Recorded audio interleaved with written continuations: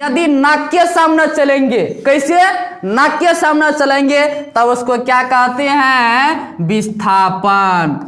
क्या समझ में आया दोस्तों कि नाक के सामने चलेंगे तो विस्थापन, और घूम घूम के चलेंगे ऐसे ऐसे रास्ता टेढ़ा मेढ़ा, तब उसको कहते हैं दूरी। आइए दोस्तों, तो आज हम जानते हैं, क्या जानते हैं? दूरी और विस्थापन में अंतर बहुत ही शानदार तरीका से जानते हैं। तो चलिए वीडियो को शुरुआत कर लेते हैं। आप देख रहे हैं यहाँ पे लिख चुके हैं, घबराइए मत, समझाते हैं पहले।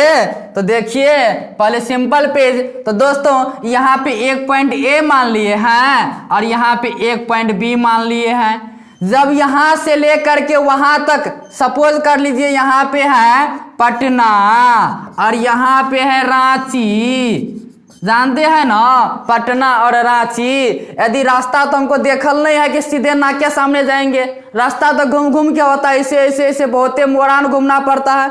तो ऐसे घूम घूम के जाएंगे जिधर जिधर रास्ता हो, तब उसको कहते हैं दोस्तों, हम लोग कहेंगे इसको दूरी। और यदि नाक के सामने चलेंगे, कैसे नाक के सामने चलेंगे, तब उसको क्या कहते हैं? विस्थापन। क्या समझ में आया दोस्तों कि नाक के सामने चलेंगे तो विस्थापन, और घूम घूम के चलेंगे ऐसे ऐसे रास्ता टेढ़ा मेढ़ा, तब उसको कहते हैं दूरी। लेकिन ऐसा भी कंडीशन हो सकता है कि पटना और रांची के बीच की जो रास्ता है, सपोज लिए यहाँ पे पटना और रांची, कुछ ऐसा भी जगह, कुछ ऐसा भी रास्ता हो सकते हैं न्यूनतम दूरी जिसमें क्या होती है, उसकी रास्ता सीधा ही सीधा हो, उधर ही, एक के अलावा दूसरा रास्ता ना हो। इधर से जाएंगे नाक के सामने जाएंगे तब पर भी रांची जाएंगे और घूमने वाला कोई रास्ता ना हो, तो ऐसा कंडीशन आएगा कि विस्थापन और दूरी कि दोनों बराबर भी हो सकता है दोस्तों। विस्थापन और दूरी के लिए दोनों रास्ता सेम होगा, लेकिन दूरी का रास्ता बदल भी सकता है, दूरी किसी भी तरह से घूम करके जा सकते हैं। इतना आया समझ में? दूरी को अंग्रेजी में डिस्टेंस कहते हैं, विस्थापन को डिस्प्लेसमेंट कहते हैं। वही पॉइंट लिखे हैं, तो आप देख सकते हैं। चलिए सीधे मुद्दे पे चलते हैं।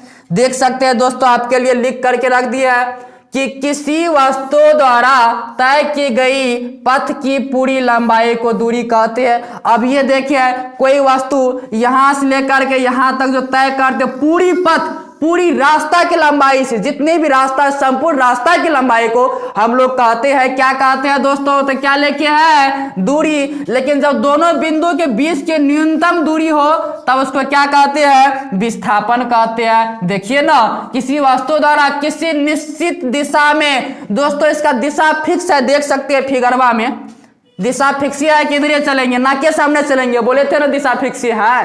तो इसको हम क्या कहते हैं? तो इसको हम लोग क्या कहते हैं? प्रारंभिक स्थिति और अंतिम स्थिति के न्यूनतम दूरी को, जो शॉर्टेस्ट पाथ होगा, शॉर्टेस्ट डिस्टेंस होगा, उसको हम लोग कहते हैं विस्थापन। दूसरा पॉइंट में देखिए, दूरी का केवल परिमाण होता है, अतः यह एक अदिश राशि है। दोस्तों देख सकते हैं फिगर में कि दूरी का केवल परिमाण होते, कोई दिशा फिक्स किया है कि इधर चलेंगे, लेकिन विस्थापन में दिशा फिक्स कर लिया कि नाक के सामने चलेंगे तब विस्थापन होगा। तो दूरी को क्या होता है?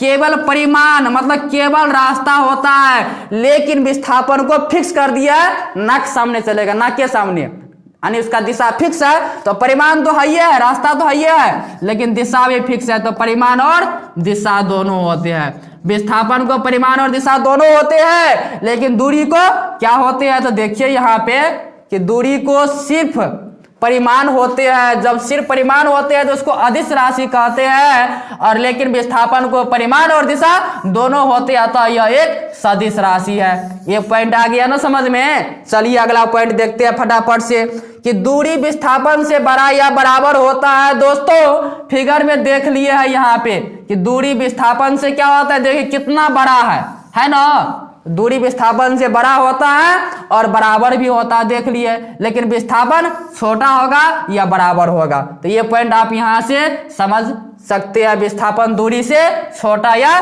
दूरी के बराबर होता है। चलिए एक पॉइंट अगला कि दूरी का मान हमेशा धनात्मक होता है। दोस्तों कभी देखे है कि दूरी -10 किलोमीटर दूरी तय किया है? कभी नहीं देखे है। दूरी हमेशा पॉजिटिव होता है, यानी दूरी का मान क्या होता है? हमेशा धनात्मक होता है।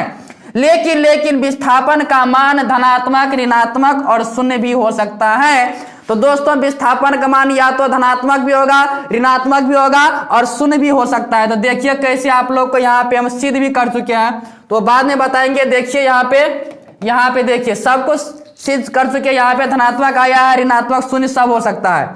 चलिए उतना नहीं जाना है, आप लोग के मुद्दे पे आते हैं, डायरेक्ट क्वेश्चन पे। किधर गया, तो ये पॉइंट आ गया समझ में। उसके बाद लास्ट पॉइंट है दूरी लंबाई पर निर्भर करती है, विस्थापन लंबाई पर निर्भर नहीं करती है। अब ये बताएं कि दूरी के लिए कुछ भी नहीं चाहिए, उसकी जो लंबाई है, जिस रास्ता से होकर के जाएंगे जो लंबाई हो गया उसी को दूरी कहते हैं। लेकिन विस्थापन लंबाई पर निर्भर नहीं कर, कितनी लंबाई है उस पर निर्भर नहीं करती, डायरेक्ट नाक के सामने चलना है। तो उम्मीद है कि आप लोगों को पांचों पॉइंट आ गया समझ में। तो फटाफट से लिख लीजिए, फिर मिलेंगे नेक्स्ट वीडियो में, तब तक के लिए धन्यवाद।